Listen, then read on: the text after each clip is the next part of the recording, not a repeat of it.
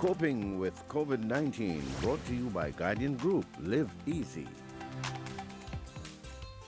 We're back. This is the Now Morning Show, and as you saw, they're coping with COVID-19, and we have, as I said earlier in the program, Dr. Erica Wheeler, who is the PAHO and WHO representative for Trinidad and Tobago and the Dutch Caribbean Islands.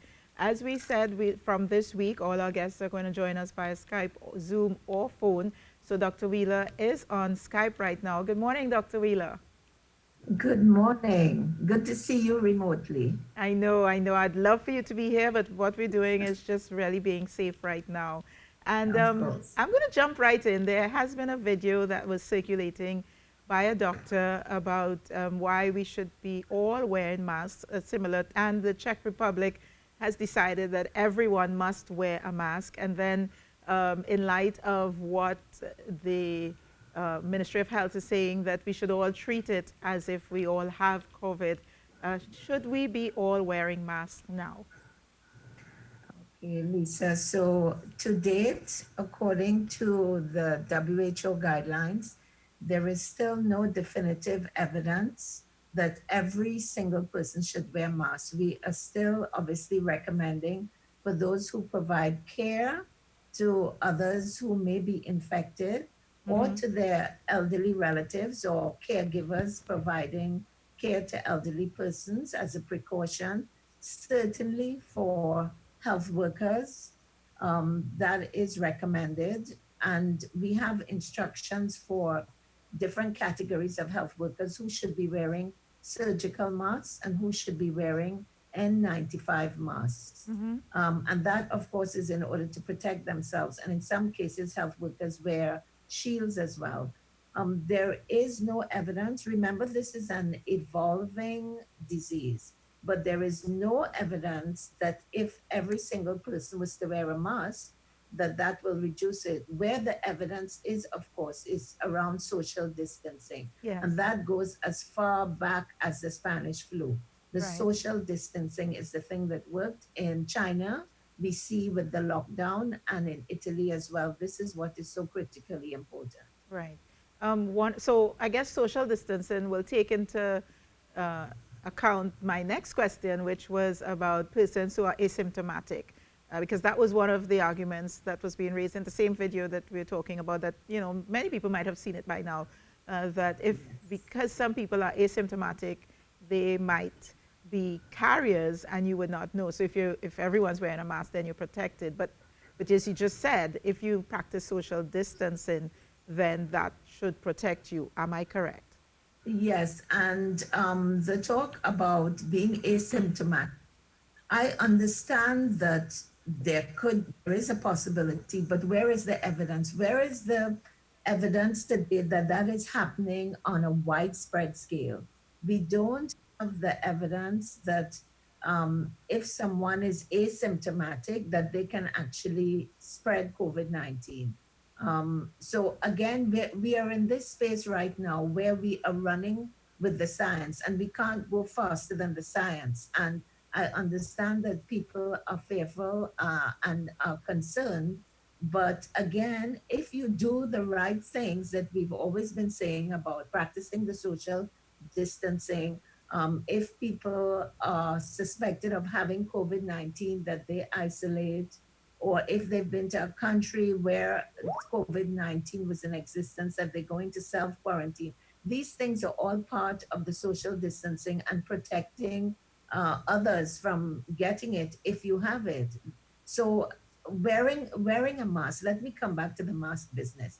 Wearing a mask, if you are not used to wearing a mask, you can actually put yourself more at risk because you touch your face a lot more. That's what has been observed.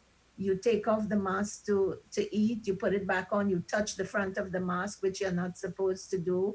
You take off the mask to answer your phone and you put it back on. So wearing a mask on its own is not foolproof. You have to do all the other things, practicing good hygiene, all of the things we've said, plus the social distancing, which is so critical.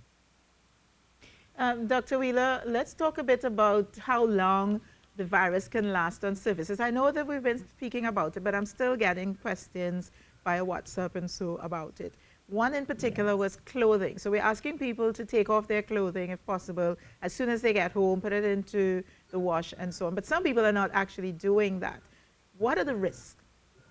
Well, for clothing, I think that is most appropriate for health workers who are in hospital, because in hospitals now, especially in the US, where you see there's an explosion in New York of persons with the virus. Of course, if you work in a hospital, a precaution is to do that.